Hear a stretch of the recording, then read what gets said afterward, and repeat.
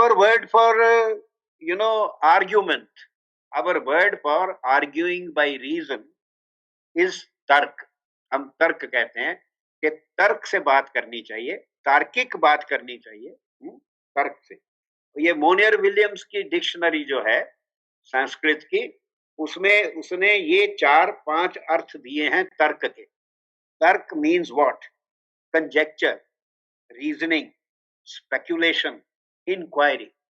Even your speculation can be तार्किक.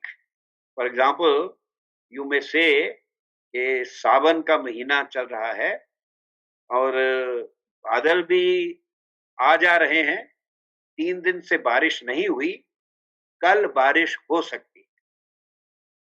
This is speculation, but it is a conjecture, isn't it? And it's a speculation, but it has some foundation of thought.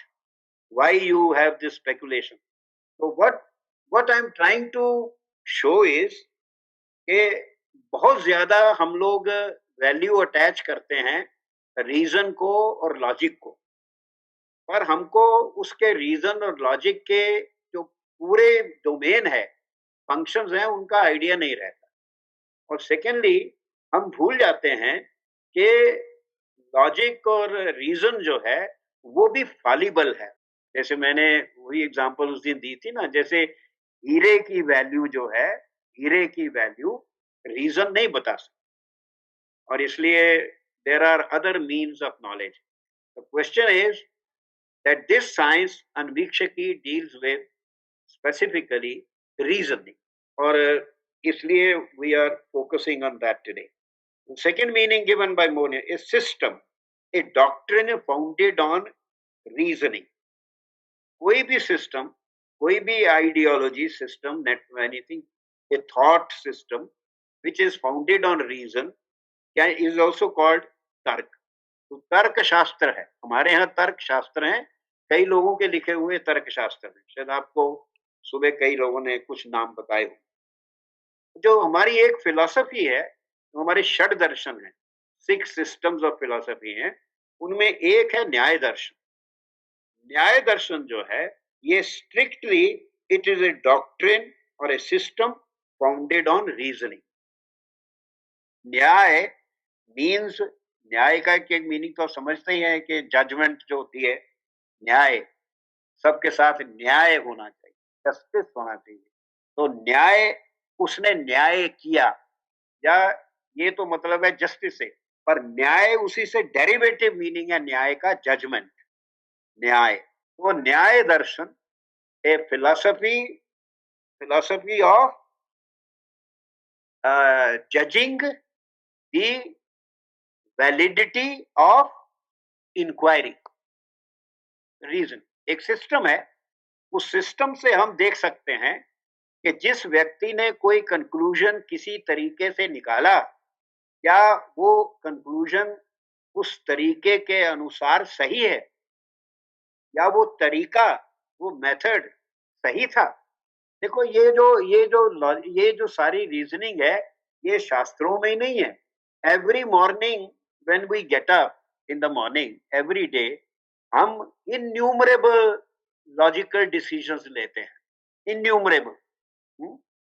कि जैसे आपने माचिस जलाई उठ के, एक तीली जलाई नहीं जली, दूसरी जलाई नहीं जली, तीसरी नहीं जली, तो आपको लगा ये जल नहीं रही, शायद ये डैम्प है.